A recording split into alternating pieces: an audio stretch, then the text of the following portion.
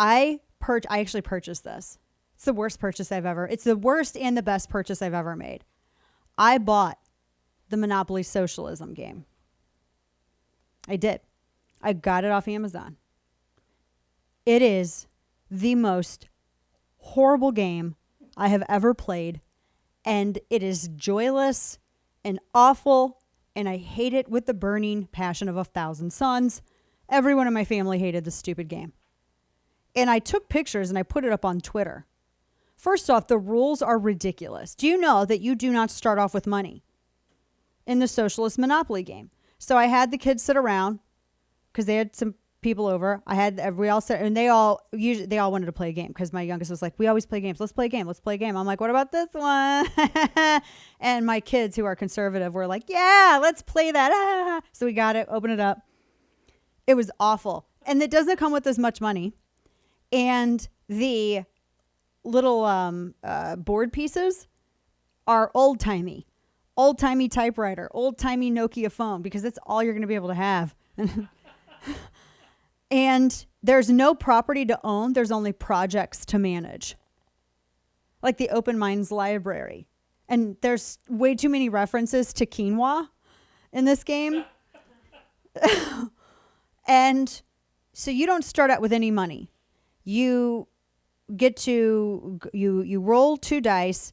One die is to tell you how many places to go, and the other one's to tell you can either add spaces or you pull 2 chance cards or whatever. And you get to the space and you can decide either to chip in if you want to help manage that project. Oh, wait, you don't have any money. That's right, because you got to have money to even chip in, but the state owns all the money. You will not last. You will not make it around the board because you have to go around the board 1,011 trillion times just to even get like $10. It is ridiculous. And then you have a community fund that all the money comes out of the community fund. Well, hell, not even 2.5 times around the board and that money was gone. And then everybody's broke. And then if you have to go to jail, you have to pay to get out of jail, except no one has any money. So then you have to roll like a 6 and something else with the die.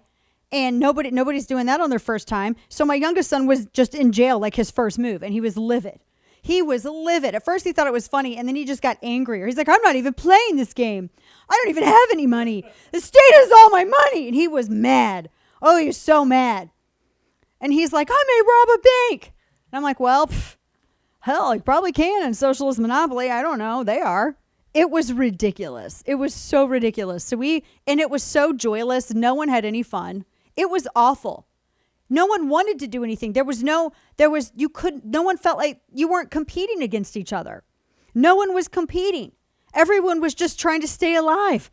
That's all it was. That wasn't fun. There was no sense of competition.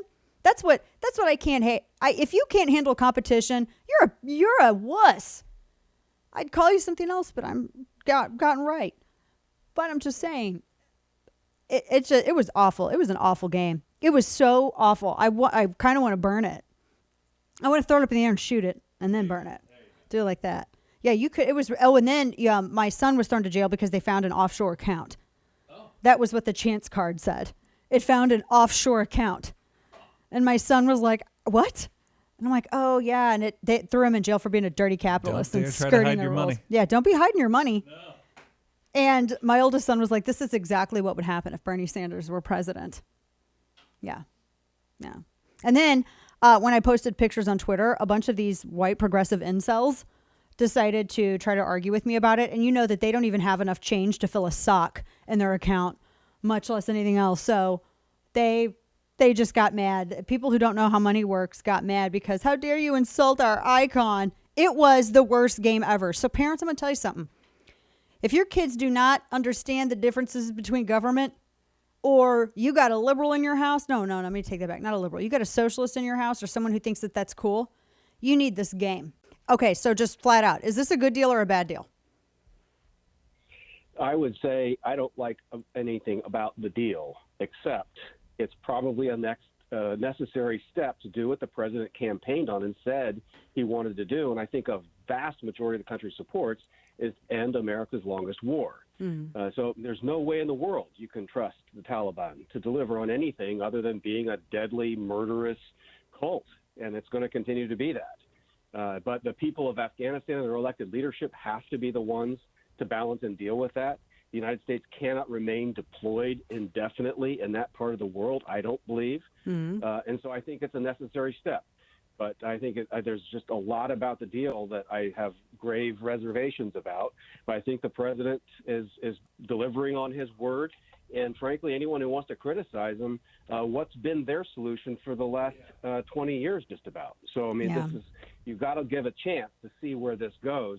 But no one in their right mind would think that peace is about to break out in Afghanistan. I mean, I was looking at the at least details of it that were released online, and I get that there are some freaking out and saying that this is, and I've actually seen some people say that this is similar to when Barack Obama was pulling out of, Iraq and telegraphed it, and it's going to create the same power vacuum. But I mean, we're talking about Taliban, and we're talking about parts of the Middle East where there has always been a power vacuum. So what changes except for the fact that we keep spending lives in this area, and it's not our fault it's not our. I understand going there as opposed to them coming here, but at the same time, haven't we already made that point? And at what point in this story arc does this turn into we're trying to introduce them to democracy, which isn't our responsibility? Well, I think that's been a problem from the get-go. I support the yearning to try to share freedom with other people, inspire them, be a good example of those things. All those are great aspirations, but we are dealing with a dangerous and deadly world, especially in a part of the world where we're never going to have decisive impact unless we go in with overwhelming military might, and our country isn't going to support or sustain that. And so we're left with what kind of forces are we willing to bring to bear to play somewhat of a whack-a-mole strategy. If something kind of pops up that's a threat to us, we reserve the right to go in and eliminate that threat. And then it's back to you guys having to rebuild and regroup, to put pressure on our regional allies to do more. From the beginning of the aftermath of the Afghan war, we've done very little to collaborate with the country of India, where there's 1 billion people, a major military, and a neighboring state that has a vested interest in that part of the world. There's just so many things we haven't really done to leave it to the regional powers to do their part, but we're going to have some kind of a testing period to see what our level of manageable risk is. I support the president driving in this direction. It's just a really hard thing to swallow when you still have fresh memories for some of us of what happened on 9/11 and who's responsible. And I don't have confidence that part of the world is going to bring peace. Yeah, well, because I mean, what are our options over there? You either, I mean, winning obviously is the option. I think everybody would like. You want to win, but you have to. I mean, there's certain things that you got to do in order to claim victory, or you just continue fighting. And what is the end goal? Maybe you get into some diplomacy or you lose. And I mean, it doesn't seem as though the United States, and I think this goes back even into the Obama era, the United States didn't, I don't know what their plan was after, I guess, the first year there. What was the plan for victory? It seems like when people are asking questions, the American people should know exactly what our plans for victory are over there. And it should be easy to articulate and not something that has to be debated about on cable news shows, So if we're not doing any of those things, then get out. So what the United States and our forces are best at are major military operations. Really, there's no peer in human history to the awesome power of our military. When focused on a military objective, we can achieve it at a very, very high percentage rate. And what we aren't going to ever be good at, and really can't be good at, is taking over and running other people's countries. And so you take Afghanistan, for instance. If the duly elected leadership in Afghanistan wants to make a deal with the Taliban in order to try to have some kind of a peace agreement, what are we doing trying to say yay or nay in those circumstances? We kind of have to honor the sovereignty of the country we said we were trying to help liberate from the grips of the Taliban. If they want to make a deal, shouldn't they know more of the risks than we do? Our interests are trying to maintain the military capability and deterrent to keep it from destabilizing more than that country. Bloomberg had most of an impact against Biden negatively in Texas. And I was really watching Texas because that's where everyone says this is the battleground, et cetera, et cetera. But in Texas, there was greater Republican turnout than there was Democrat turnout. But Democrats have a better ground game, and it's not any of the respective campaigns. It's not the Sanders campaign, nor is it the Biden campaign.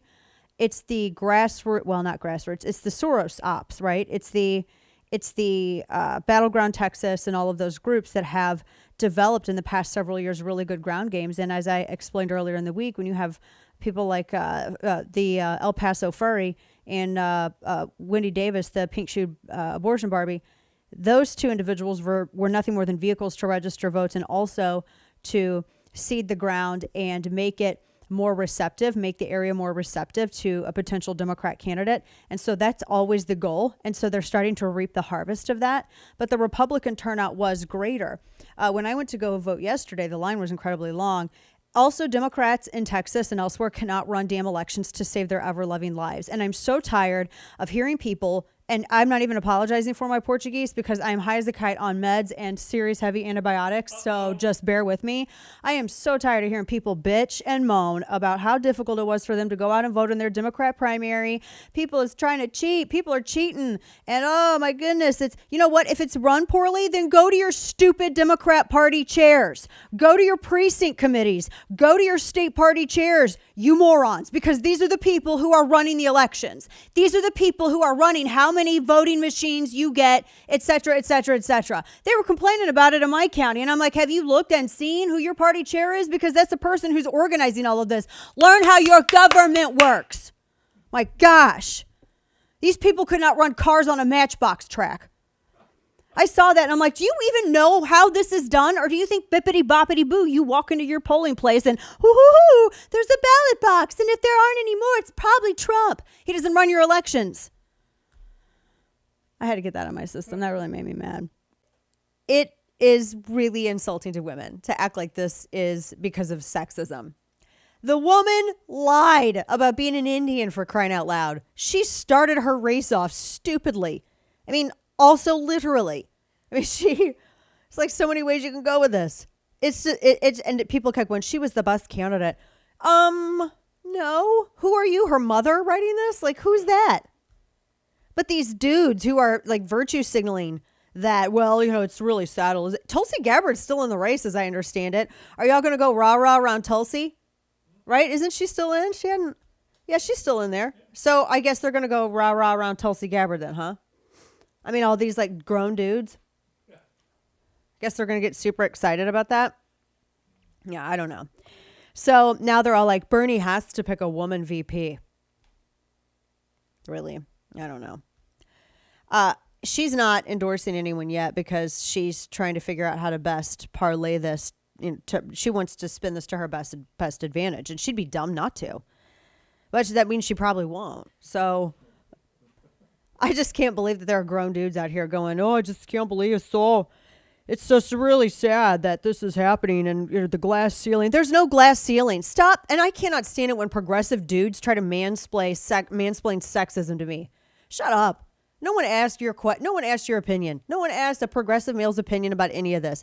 To sit here and lecture everyone else and act like, well, because this particular woman didn't make it, everyone's sexist. Why don't you just put some sort of iconography of a lady organ on a ticket. You don't even need a name. Just put it up there. Have people vote for it or they're sexist, honestly. And I told Kane on break that Lady Organ is an amazing band name. Goth rock, just think electric guitars, moody aesthetic, electric guitars, and also electric violins and cellos in the vein of Rasputina. That's right. You'd wear that t-shirt. So she says she wants to take a little bit more time to think. She's not going to throw her endorsement behind anybody yet. Okay. Well, it is what it is. But to act like there were some think pieces on this, and by think I mean non-thinking. They have for instance, Huffington Post.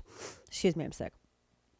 They had the headline: Elizabeth Warren can never escape the baggage of being a female candidate. Or maybe she could never escape the baggage of like actually faking a race or an ethnicity. There's also that. I mean, just maybe she didn't impress voters. And then you had, it'll be hard to get over what happened to Elizabeth Warren. Some feminist was like, don't tell me this isn't about sexism. I've been around too long for that, end quote. Yeah, it's not about sexism. She's a bad candidate. She didn't even win her own state. 2/3 of the women in her own state did not vote for her. 2/3 of the broads in Massachusetts didn't vote for Elizabeth Warren. So are they sexist too? Good grief. It's just reductive and stupid. This is the level of punditry right now. Elizabeth Warren didn't win, must be sexist. We're going to totally ignore the fact that 2/3 of the women who voted in Massachusetts didn't vote for her. Moose outside should have told you. I mean, she's not a good candidate. Expect more from your candidate other than vagina. Maj is on the phone with us now, and it's good to talk to you, my friend. I was so glad to see you up on that stage. I mean, first, thanks for having me, Dana. And second, I looked very, very handsome on the stage. I have to be honest about that. You dress up nice. That's the first time I've ever seen you in a suit. I trick everybody. I just wear BGM hoodies all the time. I just trick everybody. That was you, and you did a great job, and you were really well received, which I'm glad that you brought such a really energetic message about this. I got to ask your opinion on now that, well, it's not decided yet, but for all intents and purposes, it might be. But Joe Biden got the endorsement of Beto O'Rourke, that to whom we affectionately refer to as the El Paso Furry. But Beto O'Rourke, as you remember, he was the guy out there saying, "Hell yes, we're going to take your AR-15. Yes, we're gonna do a quote unquote buyback of all of this stuff. Yes, we're gonna and maybe we'll come and force you to hand your firearms over." How do you feel now that looks like Beto O'Rourke looks like he's going to be for the lack of a better way to put it, Joe Biden's gun control czar? If Joe Biden's the nominee and he's going to have him as part of his team, how does it make you feel? It makes me feel like the reality that we've been saying at Black Guns Matter for a few years, which is urban America has to get involved in this fight, and we need conservative and liberty-minded folks to galvanize and support that fight. Because just because, Beto gets out or Mini Mike or anybody gets out, that doesn't change the fact that their money, their fundraising capabilities, they're all going into whoever's going to get that nomination. And more than likely, if it's looking like Joe at this given moment, and at any given moment, he can, pull out President Obama. Mm-hmm. I think that they're going to pull on emotional heartstrings, and more so than now, we need to merge the conservative message, especially in urban America, because that's exactly where they're going to take that message. Yeah. That's exactly where they're going to go target. That's exactly who they're going to lock up first for owning firearms is urban America. It's all hoods across America. So I think it's funny. We do the memes and everything. Beto drops out, all this other stuff. But listen, these guys have already fundraised. They can get that money to whoever they want to give it to. They can get behind whoever they want to give it to. And one thing that the left has that we haven't been focusing on as much is they have unity. Even if they do, they look completely insane. However, when it's time to galvanize to take a freedom, they execute very, very well. So I think everybody should be very, aware of that. Yeah, no, I think that's a good point. I mean, it's one thing to, people can joke about it and laugh about it, but really, the elections are not all certain. I mean, you can be doing great in the polls one day, but then, we're still pretty far ways out from November. A lot of stuff can take place. And just as, I never thought that Mike Bloomberg was going to get into the race the way that he did. Do you think that his involvement in the primary, even though he's out now, but there was a lot of discussion on stop and frisk. And I know that, in some instances on the right, there are people who are divided on it. And I always rejected the idea that you can't somehow criticize the policy and still support good law enforcement. But does it make sense to you that, because I feel like it's the same formula with red flag law when you look at stop and frisk, because you're reducing the evidentiary standard to just reasonable suspicion from probable cause. Isn't that one of the things that we are criticizing where it concerns red flag laws, Maj? Absolutely. It's like people can't, you got to be very, very intellectually honest as well as consistent. The reality is how that plays out. What someone says, I did a panel with one of Bloomberg's guys from Everytown, the CEO over there. And basically he was saying, well, it's stop, question, and frisk. The reality is, okay, that's cute on a piece of paper. That's how it sounds like. But the reality is how it's executed, especially in urban America. If you say to a law enforcement officer sometimes, I'm talking about the corrupt portions of law enforcement. Bad guys exist, good guys exist, whatever. But those small amounts of guys, if you say, hey, man, I'm cool. Yeah, no, I don't fit the description, and or, I really kind of just don't want to talk right now. Then even that gets, presented as, well, why aren't you letting me do my job? And how it's executed, like it's been shown to, it's affected negatively. And we had this thing called the Fourth Amendment, like it's there. Like it's there, and it's kind of high up on the list, too. And I think that what happens when you can get that off in an area where people have, like a Bloomberg, will justify, 90% of the criminals look like this.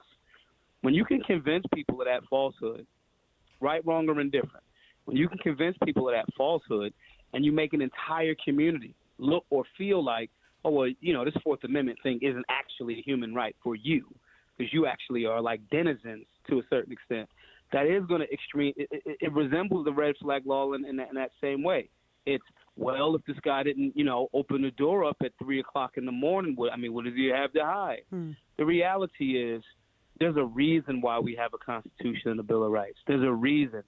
Again, to the earlier statement, we have to, like the work we're doing at Black Guns Matter, not just with firearm safety and conflict resolution, but also, you got to get people in these urban areas, millions, tens of millions of people in, maybe 4 or 5 cities. You might be talking about 20 million people.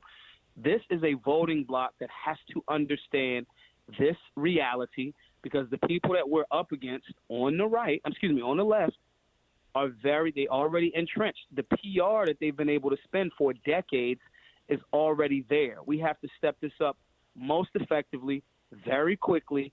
And like you said, November's, it's a far way out, but it'll be here way before you know it. Yeah. I was happy to see that people were finally realizing, at least when discussing it in the commentary surrounding the debates, that people actually finally woke up to the fact that, this is a gun control tactic. So people, and I know that when they were debating on CNN or MSNBC, that was kind of glossed over, but thankfully elsewhere, people were calling it out for what it was. It was a gun control tactic. Do you think that that maybe the times have shifted? I just thought that when I looked at how much Michael Bloomberg spent in Virginia, and this is the guy who, he funds the criticism against you, Maj. He funds all this stuff. Right. Does it feel like the tides are changing a little bit? Where do you feel in that big fight? Obviously we're always going to have to push back against that, but in this latest endeavor, how secure do you feel in this fight and the pushback in Virginia and elsewhere that you've seen? Are we around a corner? Are we at that point yet? No, we're not I do feel much more pushback from our side to the other side. I don't think we're around that corner yet. I think that they got so cocky with their and arrogant that they just went for Northam is just like, throw the Hail Mary. He's throwing a Hail Mary in the third quarter, like it doesn't even matter. They played themselves on that way because, fortunately, for how many years people were running around going, I think they're trying to, take guns. And, in the beginning, everybody's like, come on, bro, that's not what it is. Nobody's thinking about taking your guns. Then they come outright and say it. So they're actually helping us by being so arrogant. And so when people are around, especially in these urban areas, going like, nah, this is not okay. Then you see in Richmond on Lobby Day, you see 20, 30,000 people descend on the city. You see people going, dude, you're the dude pushing for SB 64. Aren't you the dude in blackface next to the guy in the Klan robe?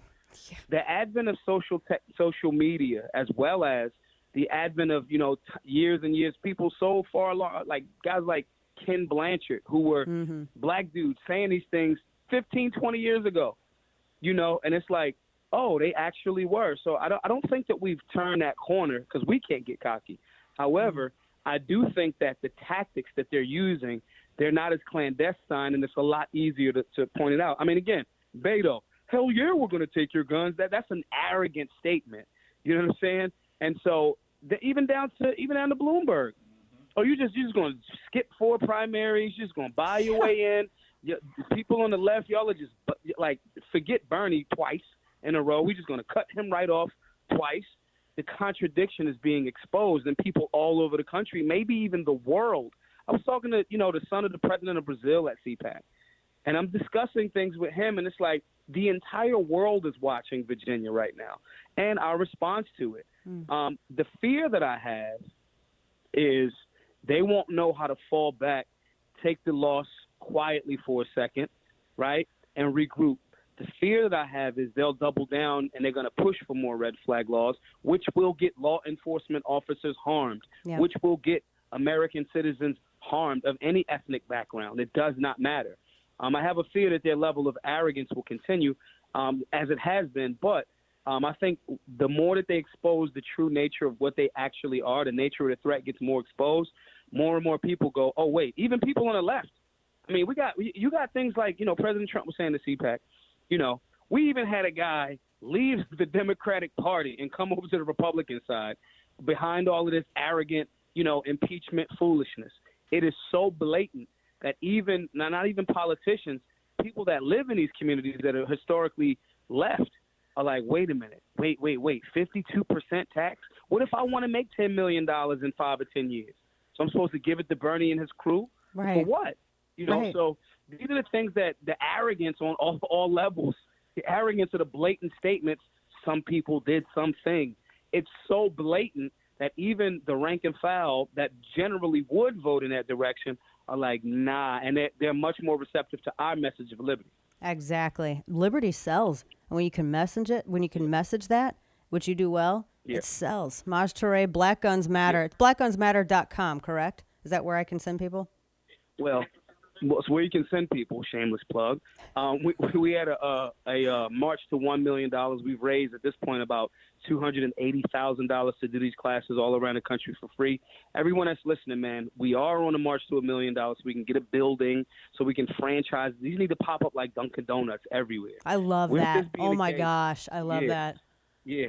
GoFundMe.com/Black Guns Matter. If you're rich, if you happen to have $700,000 laying around, we could use it. If you got $7 that, we could use, we'll take it and appreciate it and make sure that we're strengthening that message of liberty in these urban centers. That is the key. Amen. That is the key. For decades, the left has had a stranglehold in these areas. We have to break that with firearm safety, conflict resolution, and political education so that, everybody can go to GoFundMe.com/Black Guns Matter. I see pictures of you around the country, and I know it's working because there are a lot of people speaking out about it, and I love seeing that 2A movement grow. Maj Touré, always a pleasure. We'll talk with you again because we got a lot of election days ahead of us, Maj. God bless you. So glad that your voice was out there, and keep up the fight. You don't go in front of the Supreme Court building, literally name 2 Supreme Court justices while gesturing wildly to the Supreme Court building and then turn around and say, no, I was talking about the Senate. No, that's not what you were doing. And what's really ridiculous is that Chuck Schumer is typically more calculated than this. This was a stupid error from Chuck Schumer, but it was a dangerous error because he's the Senate minority leader. He is a ranking senior member in the Democrat Party. People take their cues from him. He didn't name senators. Do we have a Senator Gorsuch? No. When did we get a Senator Kavanaugh? Don't have one. Jiminy Christmas. The weird thing is that, as I understand it, this court case that's been going back and forth, and it's whether or not a law is going to be discarded or not. Gorsuch didn't even speak. Like, he wasn't even questioning it. He didn't even speak. And Roberts actually seemed to be sort of on the side, at least initially, when he forced review of this case in the first place. He seemed like he was kind of on the side of Chuck Schumer, which is just, so that's why all of this is even more stupid. But for him to say, no. I mean, that time that I was gesturing wildly to the Supreme Court building and naming specific Supreme Court justices, I really was talking about the Senate. I misspoke. That's not you didn't misspeak. You just now realize that you went too far. I said on Fox and Friends this morning, it's like, look, I'm all about grace. Look, if he wants to apologize and say that he messed up, he did something wrong, and that he's sorry for the language that he used, and he thinks everybody nationally needs to slow their roll, I think we should totally meet him on that plane. That's totally fine. But he didn't do that. He didn't even apologize. He refuses any accountability for it. These are the same people. I'm going to tell you, I've had these same people freak out at me because I've criticized either press behavior or they want to literally interpret things. And there have been some on the right that I've seen defend Schumer with more vigor on this than they've ever defended fellow compatriots who've been ridiculously judged under the same rule that Schumer is excusing himself from now. So no, unless the left acknowledges their rules on rhetoric and this that they're maliciously one-sided and self-serving, I see zero reason for any of us to make them easy in their hypocrisy. So Trump apparently created and invented the coronavirus. We've never had any viruses ever until Trump got into office, and with a wave of his orange hands made the coronavirus. And they act like they're not doing enough. And they have been going, because there were some questions as to what was happening with the tests, with the test kits, with the CDC, and the restrictions that they were putting on and people who were being tested. Like, you had to have traveled to Wuhan. You had to have it come into contact with someone who had traveled there, and that was the only way that you could get tested. I don't know how that's Trump's fault. Am I missing something? That's rhetorical. We all know no, I'm not. I have not missed a thing. But he signed earlier today that $8.3 billion package. He'd signed that appropriation into law. And so what that's going to do is immediately expedite the production of tests. It's going to expedite the development of vaccines. And a lot of it, he was going to go to the CDC and he was going to sign it there, but he changed it. That's where he was going to be at this morning. He was supposed to go to the CDC to sign it. And then he ended up changing it and did it there now. And then he ended up going to Nashville to survey the tornado damage. But $8.3 billion, there's $7.8 billion in discretionary appropriations, $500 million in Medicare telehealth mandatory spending, and this is from CBS. That would allow Medicare providers to furnish telemedicine services to seniors, so they can, remotely, for the lack of a better way to put it, get a doc visit, and it also includes $300 million to help ensure that people can afford any vaccinations for coronavirus should they need them.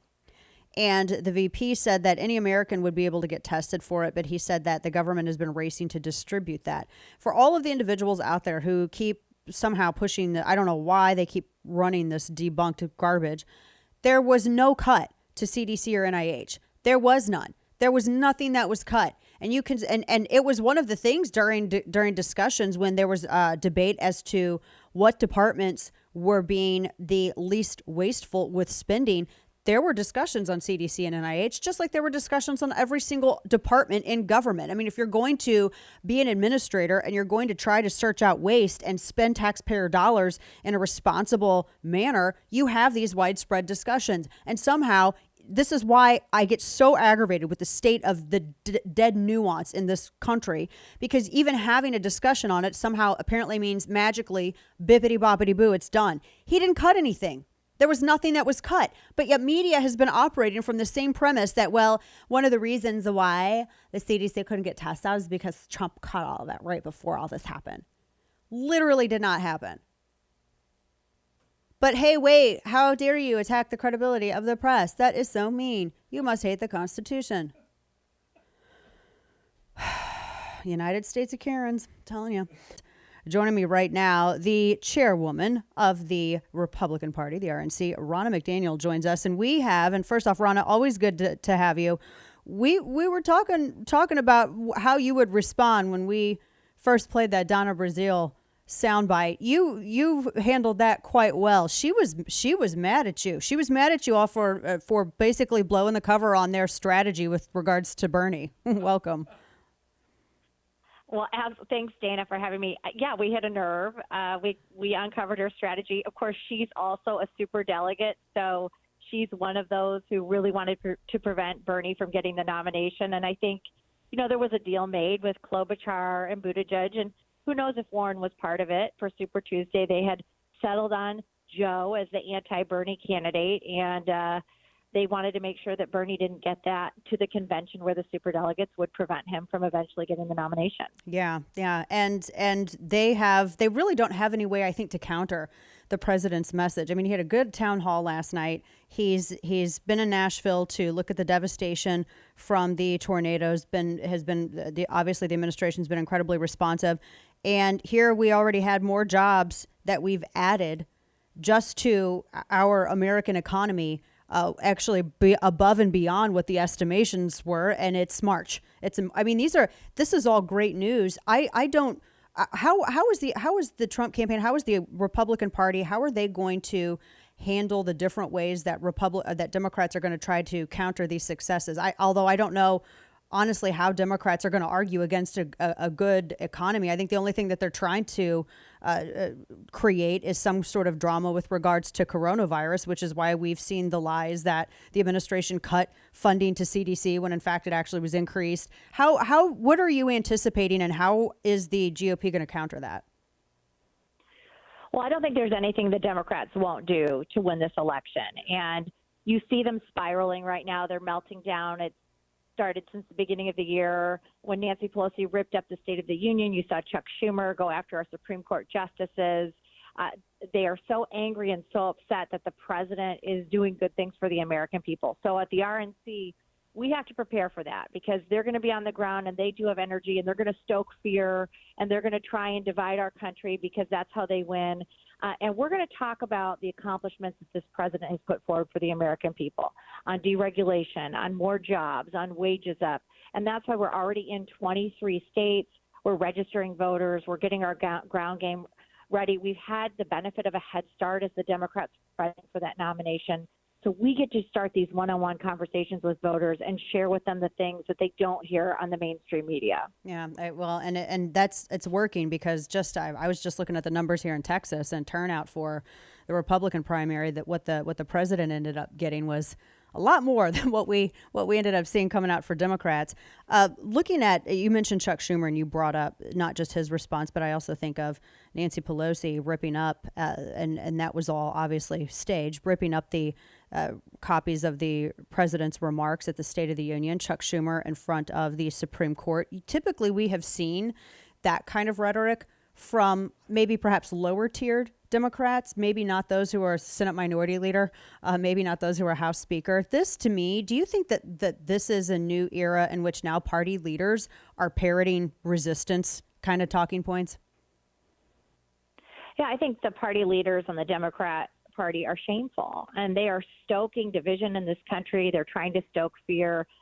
Let's not forget, as they were running this impeachment hoax because they couldn't accept the results of 2016, the president's the one who said we're going to stop travel from China with this coronavirus and prevented it from spreading further. The president's the one who said we should know who's coming in to our southern border and all our borders. And they said he was a racist for this. Different reasons. Yeah, and they said he was xenophobic and racist. I mean, everything the Democrat Party stands for right now is resist, obstruct, but also divide. And they used fear, and it's shameful for our country. And the president last night was so spot on when somebody said, can you stop your Twitter? And he said, no, because I'm going to fight back. And that's what I'm going to do, because he's not going to let them continue to push this vitriol in this country. And he was laughing, and he's fun, and he was fantastic, and the crowd responded. And by the way, the campaign didn't get to put that crowd in there. That was an organic crowd. And they were so supportive of this president because he's delivering for the American people, and the results will trump this nasty rhetoric and division and negative outlook that Democrats are putting forward for our country. Yeah, the outlook that they're putting out there doesn't match what people are experiencing at home. It doesn't match what they're experiencing in their bank accounts either. And I wanted to ask a little bit about just some of the coronavirus response. The president put together a task force. This was the beginning of January, I think. And the initial reporting on the task force that he had assembled was that, oh, well, let's look at all these people. Instead of looking at their merits, let's look at what identity boxes are checked, and let's make a story out of a lack of our perceived diversity, et cetera. When, ultimately you want to have the most qualified people, whoever they are, on the task force. And then it's like now it just seems as though the new narrative is, well, he hasn't done anything to respond to this, and this took the administration completely off guard. How difficult are you finding it to actually get the facts through to the American people? Because I feel like the American people, a lot of people have a lot of questions that the media is simply not providing answers to because they want to politicize this issue. Yeah, I do think at first the Democrats seized on an opportunity to try and politicize this issue and stoke fear. And I think the president immediately starting these press conferences, appointing the vice president and really communicating with the American people. The news networks had to take that. So putting Dr. Fauci up, making sure that questions are being answered and they're talking about things on a regular basis. The president's going to the CDC today, and the fact that the president's out traveling and he had a rally on Monday and he talked about still shaking hands, just trying to make sure that you calm the fears, give people the right information, wash your hands, be careful. If you feel sick, stay home, all the things that you want to know that are important, but also not to overreact. And Democrats tried to make this a political issue once again, and I think that's really shameful.